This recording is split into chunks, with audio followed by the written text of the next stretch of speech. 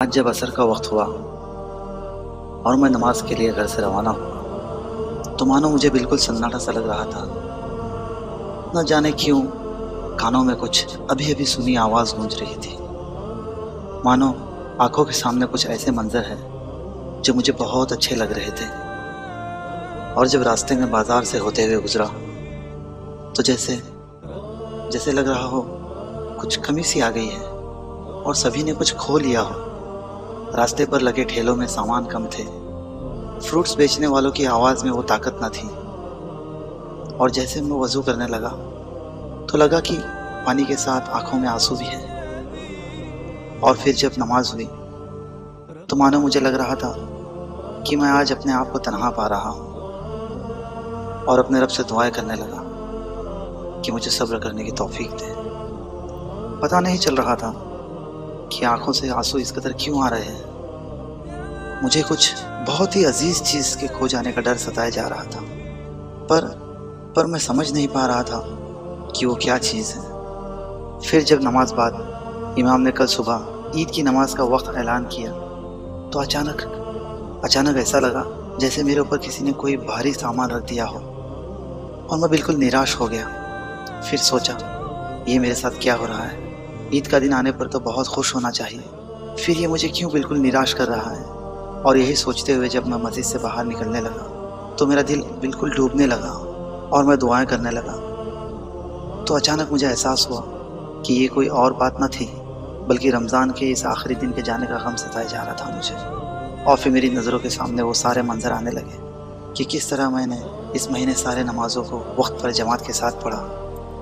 कितना अच्छा लगता था जब हम सहरी करते, वो पूरा दिन बुराइयों से दूर। झूठ बेईमानी क्या है पता ही नहीं, लोगों के साथ हुस्न सलूक, दिलों में कोई बुग़्ज़ जलन किना नहीं, गरीबों की दिल खोल कर मदद करना, अपने गुस्से पर काबू पाना, मस्जिदों के सारे सफ़ भर जाना, वो अफ्तारी के वक्त अपने रब से दुआएं मांगना, वो रातों में नमाज के लिए खड़े होना, सारे ताक रातों की इबादतें, वो मिसवाक, वो खजूर की मिठास, हर किसी के चेहरे पे मानो नूर बरस रहा हो। पूरा का पूरा माहौल अल्लाह की रहमत और बरकतों में डूबा हुआ।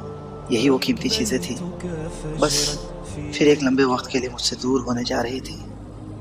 ये रहमतों वाला महीना मुझसे अलविदा कहने जा रहा था और मैं इसे रोक भी नहीं सकता था। और क्यों ऐसा मेरे साथ इस साल हो रहा था। और मैं अल्लाह से दुआ करने लगा, ऐ मौला मुझे सब्र की तौफीक अता फरमा। ऐ मौला मुझे सब्र की तौफीक अता फरमा। मैंने जाने अनजाने में, जबकि महीने में रहमत ही रहमत है, पता नहीं मैंने क्या हासिल किया।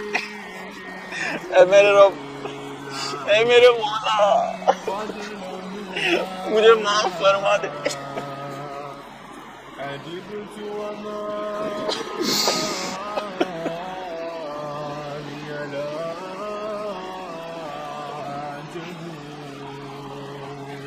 मुझे तौफीक दे कि मैं इस रमजान में जो मेहनत की वो प्रैक्टिस पूरे साल भर करूँ।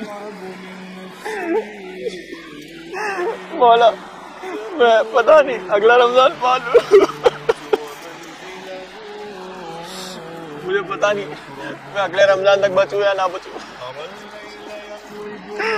मौला इस आखिरी लम्हात में मेरी दुआ को कबूल कर ले।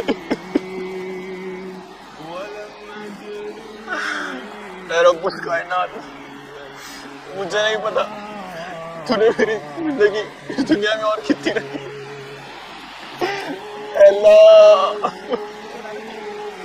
ऐ मौला पता नहीं मैं अगला रमजान पाऊं या ना पाऊं। मुझे मग़फ़िरत कर दे, मुझे मग़फ़िरत कर दे, बख्श दे मेरे मौला, बख्श दे।